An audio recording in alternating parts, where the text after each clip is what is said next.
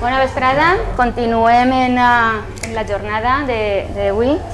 Alguns de vosaltres ja heu vingut este matí a la universitat.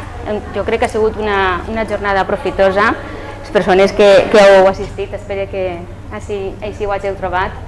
Han sorgit molts fils per estirar i poder preparar uns altres workshops per a futures sessions. I ara la veritat és que jo estic molt contenta d'estar així perquè la publicació que anem a presentar la presentarem virtualment, en pandèmia, clar, al març. I Andreu jo l'havia conegut virtualment, també. Este matí, quan ens hem trobat amb la mascareta i físicament, no ens hem reconegut. Perquè, clar, el context, no teníem la pantalla al voltant, no teníem la mascareta, bueno, és mentida, teníem la mascareta i ha sigut curiós, no? Clar, la realitat està que ens ha vingut damunt els últims mesos. I la veritat és que teníem ganes de presentar el llibre presencialment, com toca, en públic i com s'ho mereix. La presentació virtual va tindre molta participació, va estar molt bé, jo crec que és un tema que interessa molt. Van sorgir moltes preguntes, molts debats. Ens va acompanyar en aquell moment Héctor Cámara, Marian també va participar perquè recorda que va fer alguna intervenció per YouTube, però la veritat és que el contacte físic no se pot canviar per res. Tampoc volia jo allargar-me molt, només volia donar-vos la benvinguda en nom de la Fundació Nexe. Volia comentar-vos una miqueta la Fundació, alguns de vosaltres ja la coneixeu. Som una fundació valencianista, ens dediquem a generar idees, reflexions, a obrir debat, sempre amb la idea de fer una millor societat valenciana. Les publicacions, bàsicament fem publicacions, organitzem workshops i això no ho hauria de dir, però si voleu consultar les publicacions les podeu consultar en PDF. No ho hauria de dir perquè també les podeu comprar, que també estaria bé. I segurament me diran, no ho digues que se poden consultar en PDF, però en fi. I tampoc volia dir-vos molta cosa més, només presentar a Andreu i Marian, que són els protagonistes de la sessió, i de Marian vaig a llegir-vos el que ens ha dit que posem en el programa. Sí, perquè, clar, jo no ho havia vist, ho havia vist, però ho vaig veure l'altre dia, era el teu currículum, no? La treballadora en actiu des dels 16 anys, professional de l'educació no formal, diputada i presidenta de la Comissió d'Educació i Cultura durant la legislatura 9a a les Corts Valencianes i actualment assessora al gabinet de la presidència. De fet, ve de les Corts, perquè ha estat este matí molt enfeinada. I Andreu Cañadas, doncs és d'ells, com Marian. Andreu Cañadas és llicenciat en Antropologia Social per la Universitat Miguel Hernández i doctor en Antropologia, per la Universitat d'Alacant, amb una tesi que, de fet, la publicació és una xicoteta part del seu treball de tesi doctoral. I res, jo ja m'aparte i ells que parlen. Gràcies a Nexe, gràcies a Susana per la presentació, per convidar-me a estar avui en Andreu. Jo en Andreu, és que mos coneixeu, que alguns mos coneixeu, sabeu que en Andreu estic molt i portem molts anys fent moltes coses, no? Però d'alguna manera a mi hi ha dues persones en el sud que m'han respost moltes coses de molts perquès, no? De la meva pròpia identitat com a valenciana en ells, en les terres del sud. Una d'aquestes persones és Héctor Cámara, que l'anomenàvem fa un momentet, i una altra d'aquestes persones és Andreu. D'alguna manera són persones que a mi m'han ajudat a formar-me políticament, a donar-me aquestes respostes de com eren, de com som, de com hem arribat fins aquí les persones d'aquest territori, i en part jo crec que el llibre d'Andreu pot resoldre molts perquès de les terres del sud. ens pot resoldre molts dubtes de per què tenim les nostres identitats i quantes en són i quales poden ser comunes o no en són i quants. No? Ahí a mi me serveix com a de guia per poder identificar aquestes coses que ja vos dic que durant la meva vida també m'ha ajudat a que això sigui així. Pensant en la qüestió de les identitats en el sud del País Valencià, jo crec que això Andreu ho explicarà molt millor, no? Però el primer és identificar què és el sud, perquè pot haver molt sud, no? Depèn d'on mires, doncs el sud pot ser una cosa, pot ser una altra. Nosaltres, bueno, jo quan parlo del sud, quasi sempre me referisc al sud quan parlo des de l'Alacantí cap a baix, no? Cada un, doncs això, el que parlàvem, té el seu propi sud. Però bueno, pensant en aquest sud, la veritat és que identitats n'hi ha moltes, n'hi ha múltiples, no? Jo, professionalment, i me vaig estar formant en la qüestió, vaig estar treballant durant un temps en projectes d'intervenció comunitària intercultural. Això què significa? Això significa intervindre en un territori en el qual conviuen moltes cultures diferents. I moltes vegades aquestes cultures no tenen relació entre si, no conviuen realment, estan vivint com en subapartats cada un a la seua. Este projecte d'intervenció jo el vaig treballar en el meu barri, és el barri de Carrús, en ells, són 80.000 persones, aproximadament hi ha unes 30 nacionalitats diferents, però segurament n'hi haurà moltes més, igual que són 80.000 censats, però existiran moltes més. Jo recordo que quan començarem el projecte, el primer que ens adonarem era això, que n'hi havia molta cultura, n'hi havia moltes cultures, és un barri que viu, en certa manera, d'una manera bastant pacífica, però no hi havia interrelació. Ni siquiera existia un arrelament al territori. Teníem un territori, però tampoc la gent no se sentia part d'aquest territori. I al final, per a que tu sentes afecció per la comunitat, per el territori i cuides allò que està passant allí, t'has de sentir part d'aquesta tribu, no? I recorde que una de les coses que ens va tocar fer va ser posar nom, posar lema. Jo crec que és una de les coses que ens passa al sud, no tenim nom. Inclús al País Valencià, nosaltres li diem País Valencià, però n'hi ha gent que li diu d'una altra manera, no? Inclús això ha sigut una batalla per a nosaltres, posar-nos nom.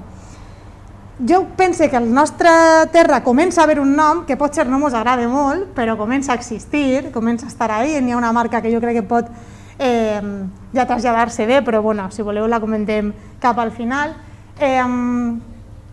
I parlant d'aquestes realitats diferents, com Andreu parla molt bé de les coses que ell sap i en sap més que jo, ell me va dir molt encertadament, no parles del llibre, parla de les coses que jo sé menys.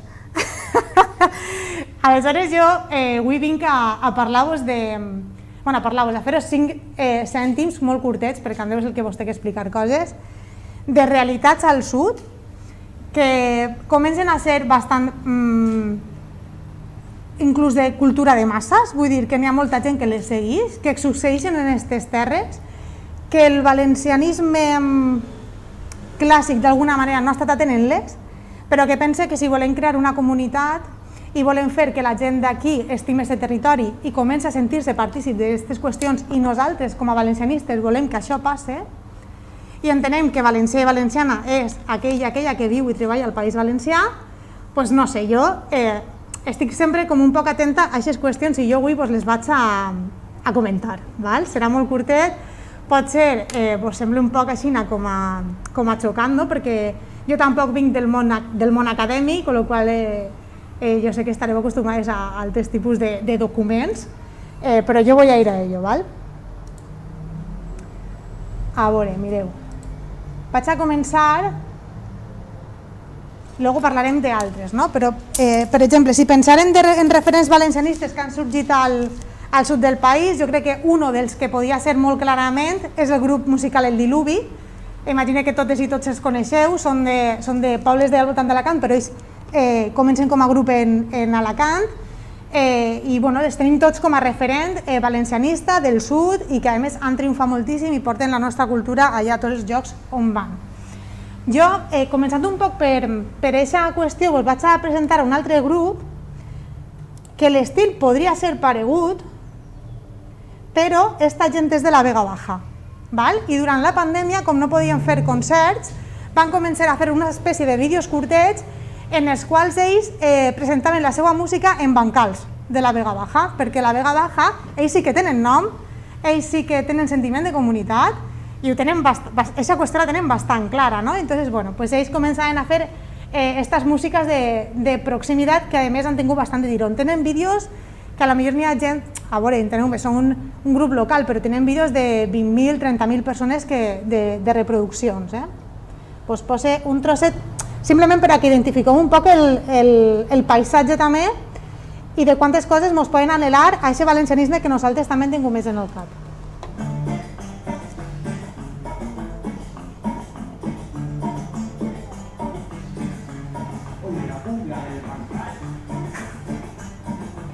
Poden anar més veu? Més veu? Aquí no. No sé si ahí...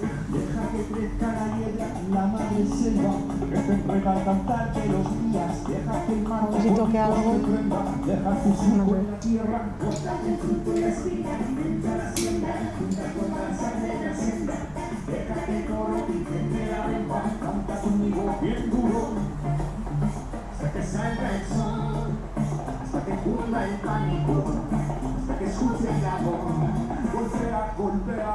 Ja, no?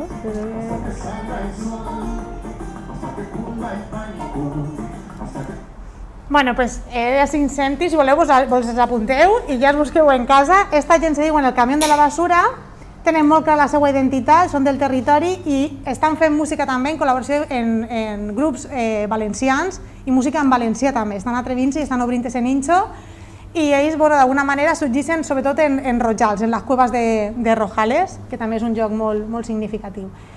Ara us vaig a posar uno que la gent d'Alacant segur que vos sona més. Este és Arcano.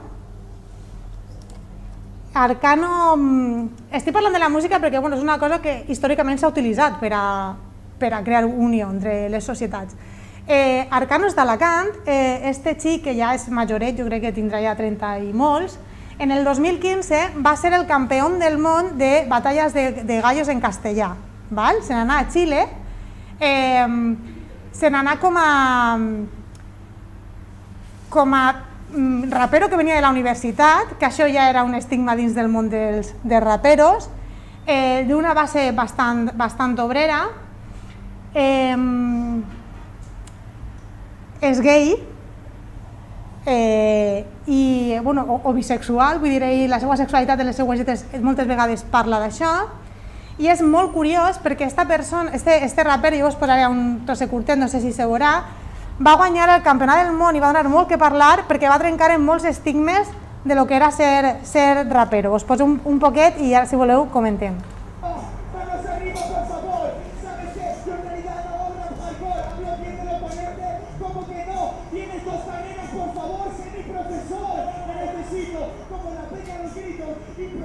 Se pot posar bé.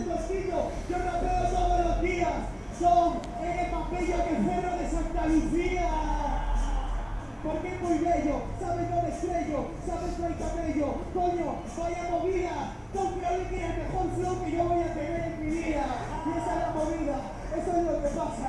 Arcano improvisa, sabes que ahora lo despasa.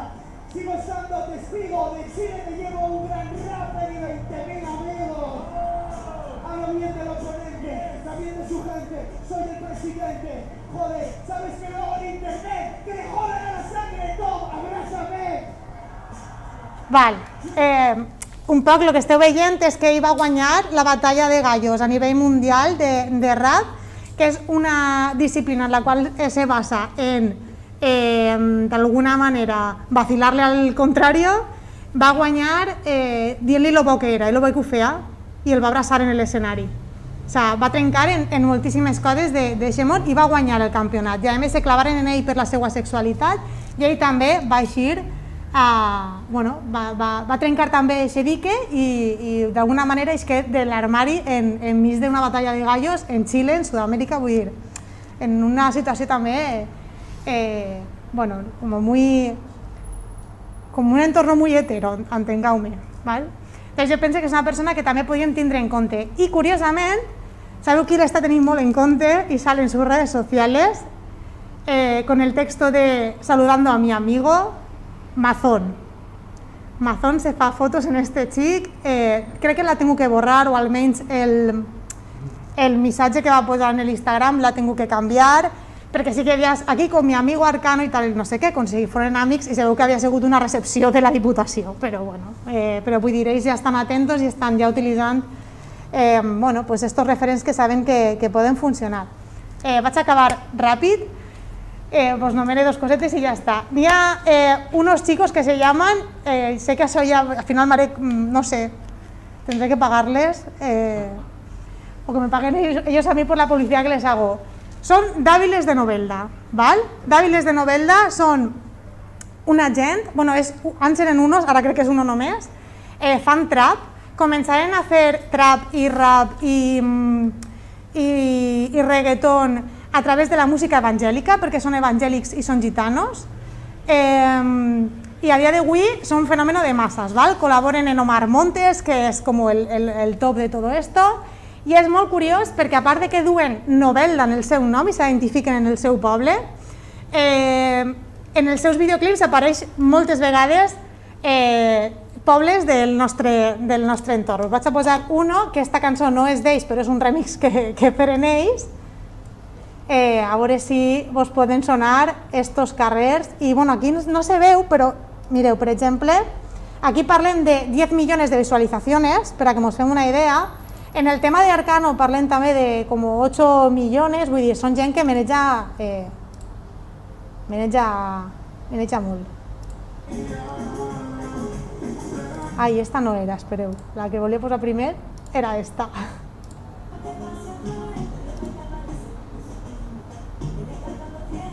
Anem a posar-la des d'aquí. Bueno, pues sonarà, no? És el Castell d'Alacant.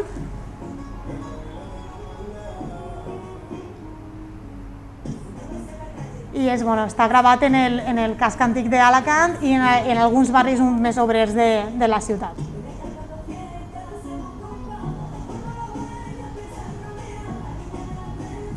Bueno, pues estos, i un altre que tenen, que este cançó jo no la coneixia, me la va descobrir Delia, que és de Novelda, clar. En esta fan la seva cançó con todas estas visualizaciones que n'hi ha aquí, tenen rodat el videoclip en Novelda, en tot el ball de Novelda. Mira, és que me pareix molt potent, no sé vosaltres, però jo...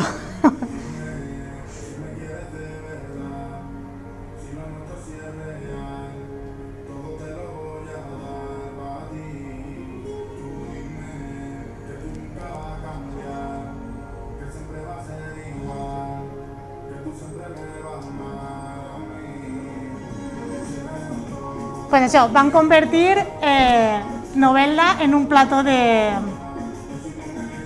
música i té moltíssimes visualitzacions. Jo, com vos deia, soc de Carrús i ja només que vos denominaré dues persones més que pense que poden ser interessants també per a aquests perfils els tinguem en ment.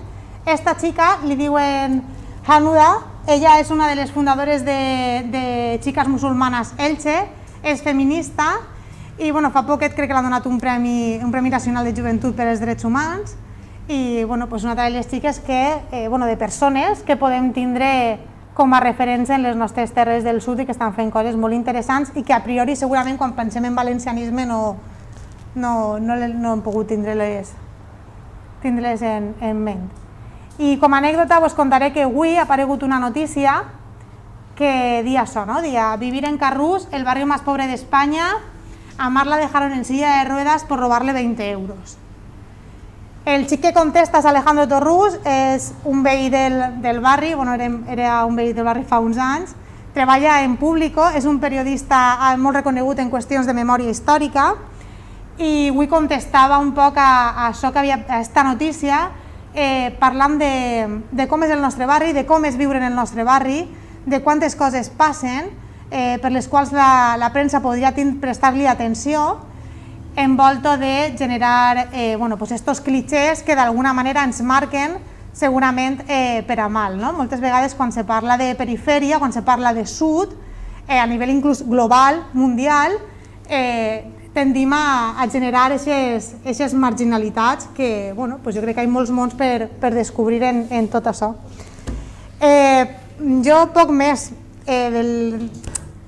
Andreu vos explicarà el seu llibre i ho explicarà molt bé, però per a mi és molt emocionant, i n'hi ha coses en les que me quedaria en tot el llibre, però n'hi ha una part cap al final que me sembla que ens la haurien de marcar a foc, perquè diu les classes populars, els nuclis més poblats del sud no solen parlar valencià, ni tenen per què compartir alguns dels codis i preferències que solen anar lligats a un sector promotor del valencianisme normalment provinent de professions liberals i amb un elevat nivell cultural. Doncs això és. N'hi ha un gruix de gent, un gruix de persones que són valencians i valencianes i que si volem fer un projecte en comú els hem de tindre en compte nosaltres a ells i ells a nosaltres.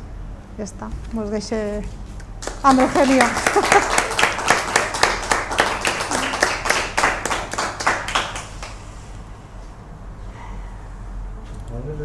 Claro.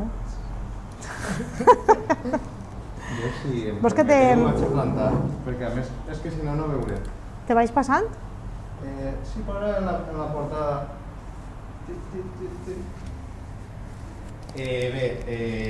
Moltes gràcies, Marian, per la presentació. Gràcies a la Fundació Nexe, a l'Associació Cívica Tirant, a tots els que han estat durant tot el dia. I res, a veure, després de la presentació, jo no sabia què anava a dir ni què anava a morar. Jo li he dit, tu parla de coses que tu estàs més al dia, que jo estic totalment fora i no sé, però sabia que al final anàvem a tindre vasos comunicants i després de tot el que ha mostrat Marian és difícil començar ara en una cosa així més tècnica, però ja li trobarem el trillat.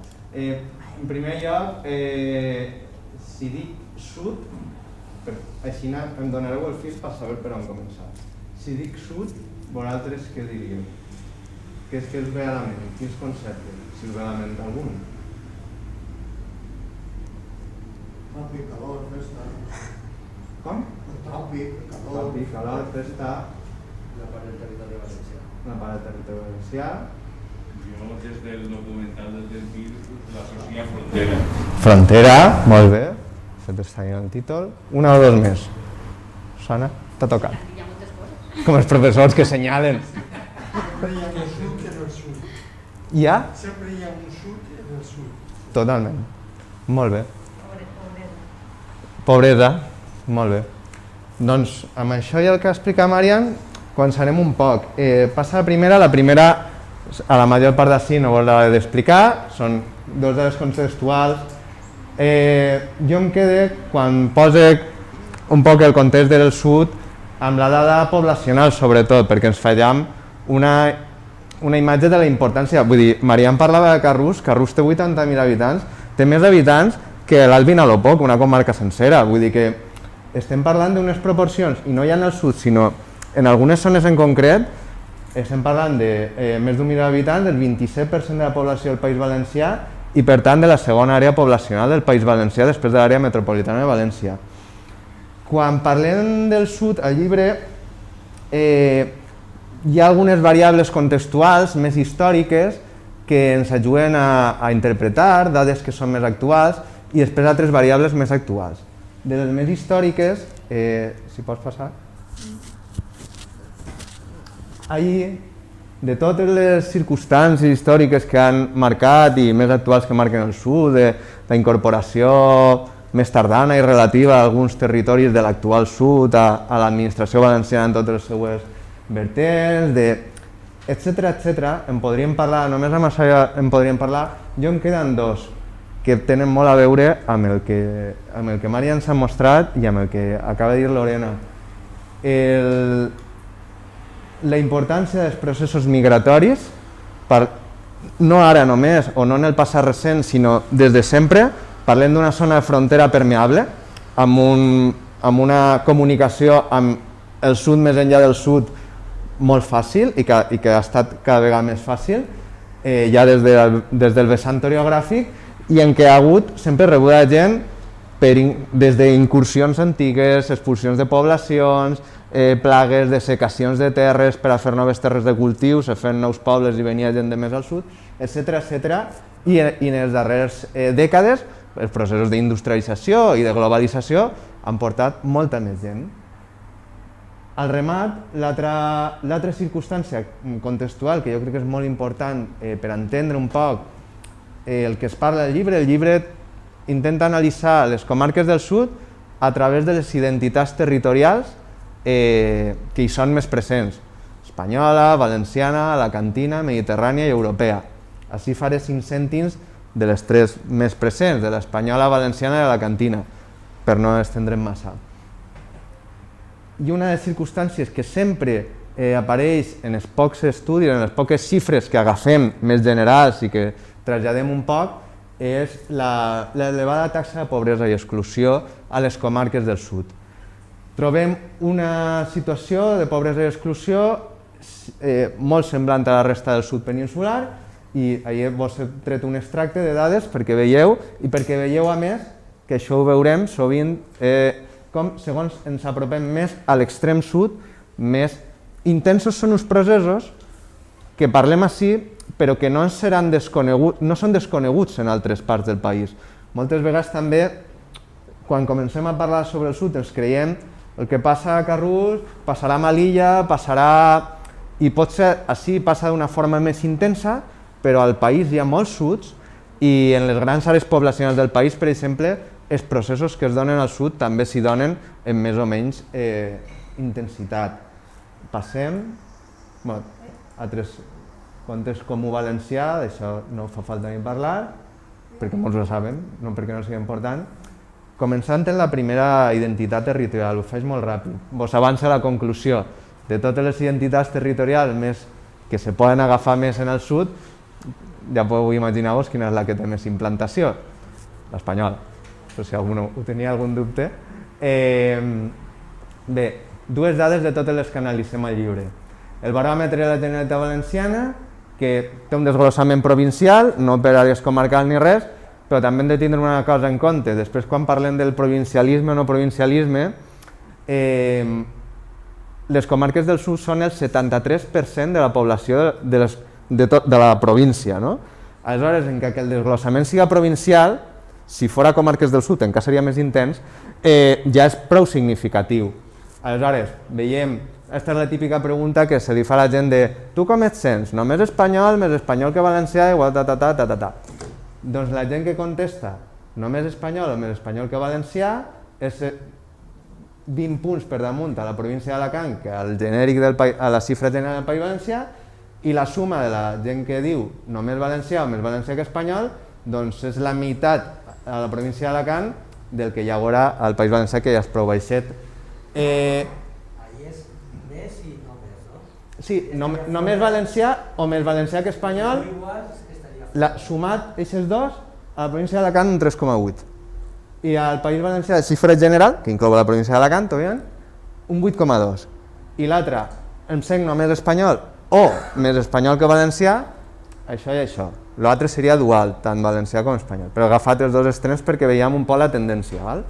Sempre agafa un tros de números que veiem la tendència. Aquí, doncs mira, ha agafat el vot a PP, Ciudadanos, Vox.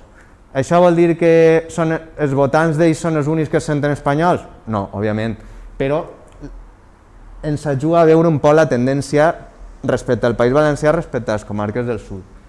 Com veieu, no fa falta explicar, la tendència al vot PP, Vox, Ciudadanos, que al final són els que promocionen amb més intensitat la identitat territorial espanyola i amb unes connotacions més d'unitarietat o etc., doncs el vot és major a les comarques del sud. Així sí que feia ja els càlculs, només de comarques del sud, en diferents comptes electorals, i he desglossat el Baix Segura, que és aquesta Vega Baja, que veiem que tocava el camí de la basura.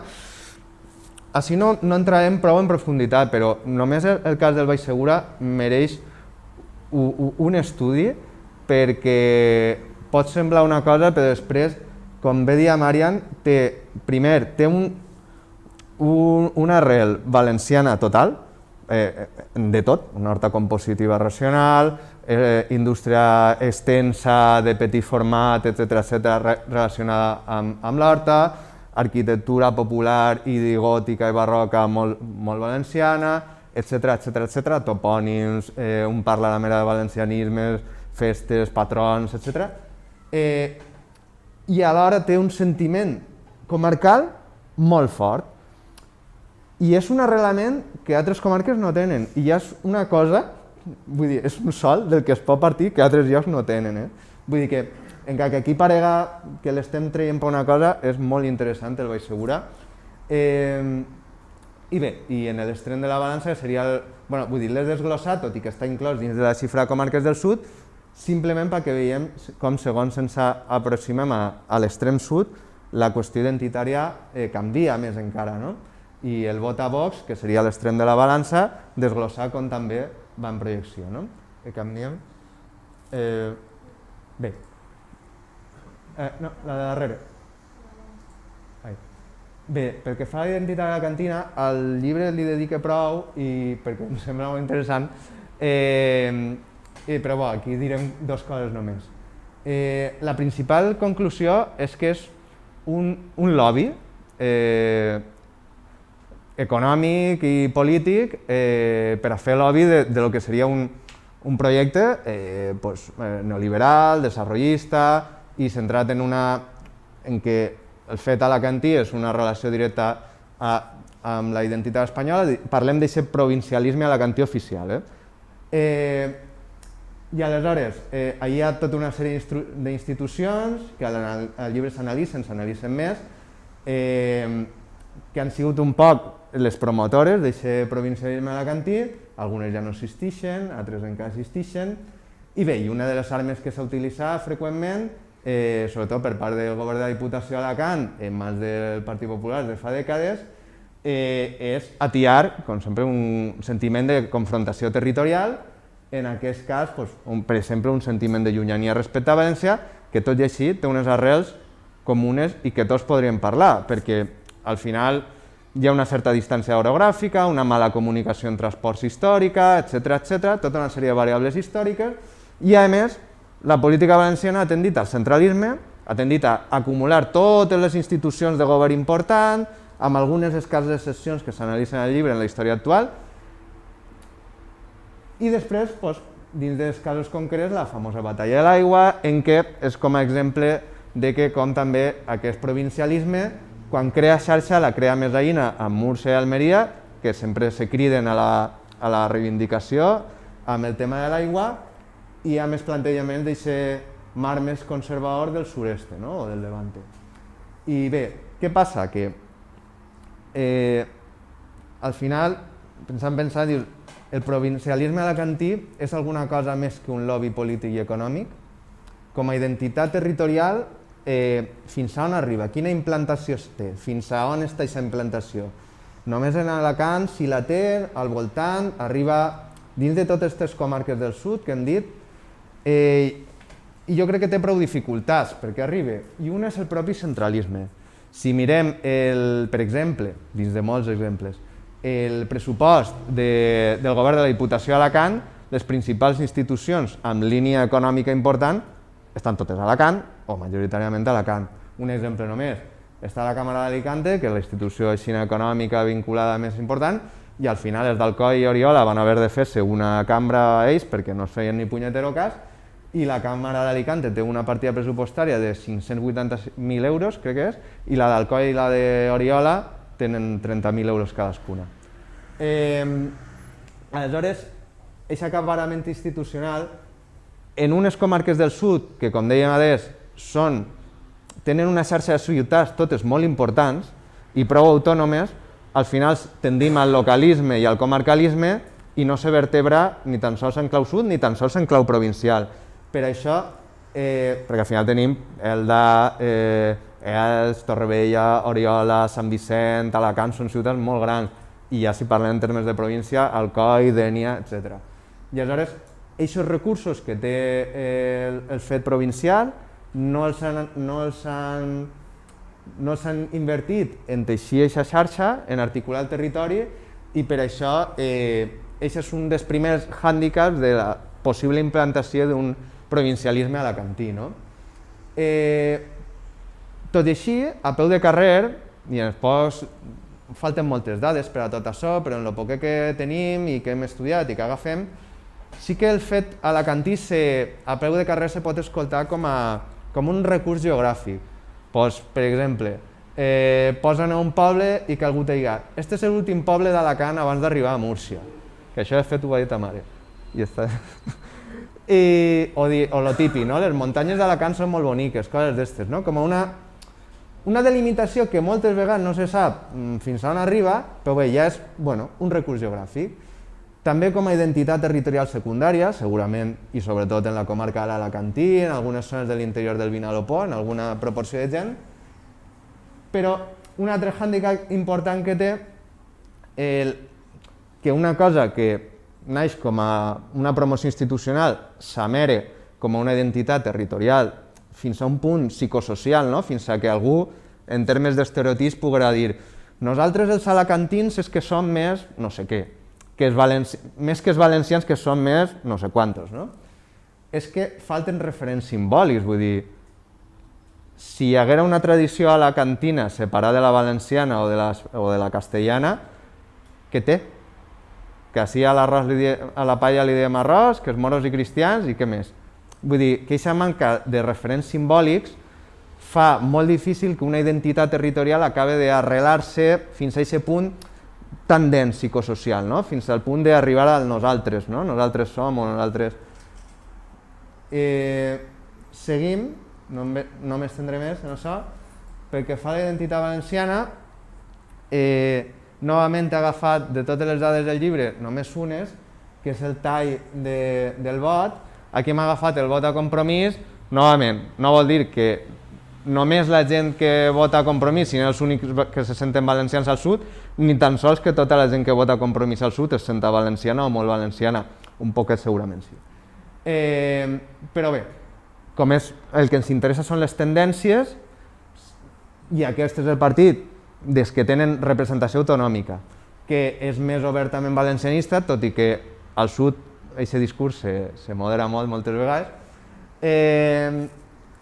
Bueno, ja està, veieu la tendència. El País Valencià, el sud és gairebé la meitat i el Baix Segura té el percentatge comarcal més baix. Una altra vegada l'he desglossat fora del sud, tot i que estigui inclòs. Però he posat, per això de contestar-li a la província, al costat les xifres de les altres comarques de la província. I veiem, per exemple, que al comtat tenim la xifra de vot més alta, d'aquesta força oficialment valencianista, i això ens porta a una altra dificultat d'implantació d'una identitat provincial alacantina a un punt de vista psicosocial i dens. És que la diversitat identitària és tan gran que és difícil que arribi a calar alguna cosa concreta. Seguim. Bé, com sempre que parlem d'identitat, i en això, és que ja heu vist els vídeos, ho haureu tingut molt clar, acabem parlant de llengua. No? Al llibre analitzem moltes xifres, només he portat una, que és una xifra d'ús de l'enquesta de coneixement i ús del valencià de 2015, perquè bé, coneixement, doncs sí, s'ha anat fins i tot, l'històric ens diu que s'ha anat progressant, perquè al final de tot aquest allau de gent, les generacions joves s'han escolaritzat, comprenen el valencià, són capaços de parlar-lo més o menys, amb més o menys dificultats, però al final el que ens parla de la situació vital de la llengua és l'ús. Coneixement, com sabem, no és igual que ús, i al final he portat dues xifres dins del predomini valencià parlant i de la regió d'Alacant. Aquí un asterisc. L'enquesta de coneixement i ús del valencià creava una regió d'Alacant com a eina de separació territorial, no? Que són el que diem el predomini lingüístic valencià parlant de les comarques del sud, que jo li anomenaria més bé les zones de tradició valencià parlant, perquè avui dia ja no són predomini lingüístic, que són totes les comarques del sud, menys una part interior del Vinalopó, i el Baix Segura. Val? Aquest altre tros, les de predomini lingüístic tradicional valencià parlant, li sumen la Marina Baixa i en això tenen la regió d'Alacant. Aleshores, si comparen les xifres d'ús del general del predomini valencià parlant i la regió d'Alacant, en un context privat, que és a casa, i en un context públic, que són les grans superfícies, doncs ahí ho veu. En el privat és la meitat i en el públic és una quarta o una cinquena part, per ahí. Bé, no fa falta dir res més. Aleshores, ahí en l'asterisc este que diem, dius, xei, hi han posat a la Marina Baixa, si no són comarques del sud, no? Si veus en l'històric, la Marina Baixa ha anat perdent prou parlants. I si veus també, veiem que hi ha molta connexió en les variables de pobresa i exclusió que parlàvem al sud, etc. Perquè tota aquesta riquesa de venidor i tal se sustenta sobre salaris mínims, sobre molta precarietat laboral, etc. No? Aleshores, és un poc el que comentàvem al principi, que hi hagi un sud no vol dir que el que passa ací només passa ací. Hi ha molts suds arreu del país i aquestes dinàmiques, tot el que estem comentant, que potser així és un poc més intens, també està passant ja a altres zones que potser fa 40 o 50 anys era més difícil pensar. No? Aleshores, això comporta una situació de minorització, etc. No? A la pregunta de llengua i identitat, sempre que la pregunta és si la llengua és l'únic element que crea consciència identitària o l'element que el crea d'alguna forma més especial o més fàcil que altres. No? La conclusió és senzilla. La llengua no és condició suficient ni necessària perquè alguna persona es senta valenciana. Si fora així, no és condició universal. Si fora així, automàticament una persona l'ensenyés valencià i se sentiria molt valenciana. Però com tots sabem, no funciona així. I a més, tots coneixem gent castellanoparlant que sent més o menys valenciana, o fins i tot amb 8 cognoms valencians però castellanoparlant perquè no n'han parlat i es sent més o menys valenciana, o gent castellanoparlant que vota a Vox, que al final és un... o sigui, valencianoparlant que vota a Vox, que al final és un partit que país el que impera és la identitat territorial espanyola i les altres, si poden no existir, millor. No? I no en són pocs si mirem el vot a nivell local en poblacions prou valencianoparlants com Santa Pola o el Pinós, per posar així a dos cares que veig. Aleshores, no és condició universal. Però sí que és veritat una cosa, que a altres zones del País Valencià, sobretot a prop de València, algú es pot sentir valencià fàcilment, o més fàcilment que sí, sense parlar valencià per altres qüestions. Doncs perquè soc d'una colla de Falles, o perquè soc de València, simplement, o perquè soc del València Club de Futbol, o perquè un tio meu té tarongers, o per qualsevol cosa que en l'imaginari col·lectiu queda fàcilment com a valencià. Al sud, com aquesta construcció de l'imaginari identitari valencià ha sigut tan centralista, al final els referents són l'Albufera, la Barraca, les Falles, València, el València Club de Futbol, bla, bla, bla, bla, la taronja, així, taronges. Aleshores, al sud, com a coses que s'identifiquen com a inequívocament valencianes, què queda? Bàsicament la llengua. De fet, encara és normal escoltar a la gent major referir-se a una persona valenciana parlant com a "este és valencià" i una persona castellana parlant com a "este és castellà". I això és per això, perquè la llengua és, a hores d'ara, perquè tota la resta d'elements que tenim de tradició cultural valenciana no s'han interpretat com a tals, no s'ha interpretat com a valencià la magrana o llimó, en comptes de la taronja també, o els barris obres del sud, o tantes altres coses que tenim així, o tota aquesta música com no. Estem perdent, ja hem perdut el carrer de fa uns 50-60 anys i el nostre paisatge, el nostre tot, no va entrar com a valencià, ara seguim sense entrar, seguim sense interpretar tot això, no interpretem fàcilment l'Horta d'Oriola. L'Horta d'Oriola té una riquesa monumental, patrimonial, en Assars, a Sarbetes, a Suts, etc. Riquíssima.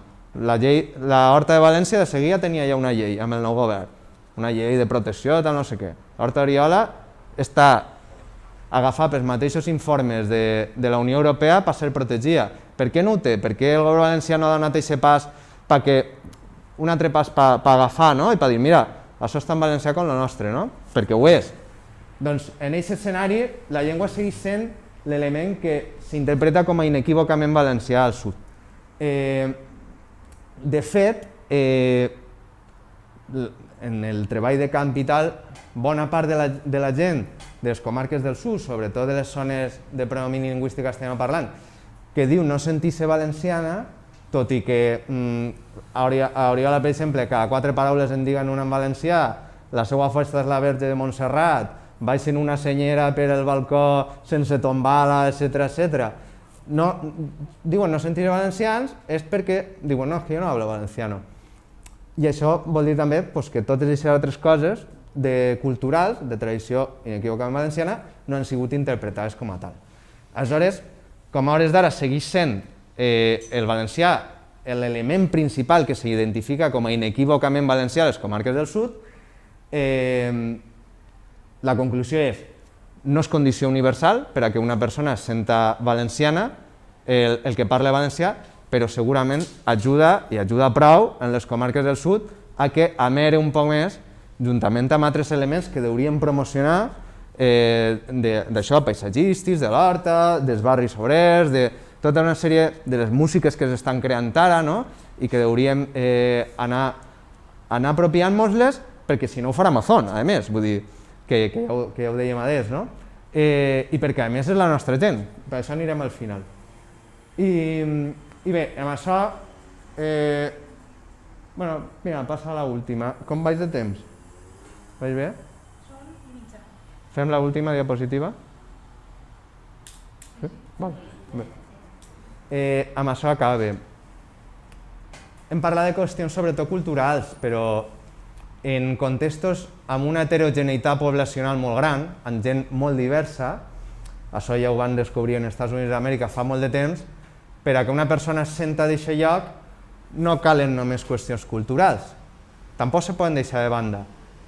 Calen també elements cívics, elements polítics, perquè una persona es senta valenciana també li ha de pagar la pena ser valenciana, ha de tindre un accés a una igualtat d'oportunitats, a uns drets i llibertats universals, etc. Hi ha elements de caire cívic i polític sense els quals també en qualsevol lloc, per molts elements ètnics o culturals que vulguem impulsar, al final, si no tens d'aquí o no tens seguretat o tal, encara que et sentes molt d'allí, fins i tot pegaràs a fugir, perquè no s'hi pot viure. O sigui, aquests elements també hem de tindre molt en compte en contextos heterogenis de població. I ahir ja, enllaçant amb tot el que havia posat Màriam i amb el que hem anat parlant,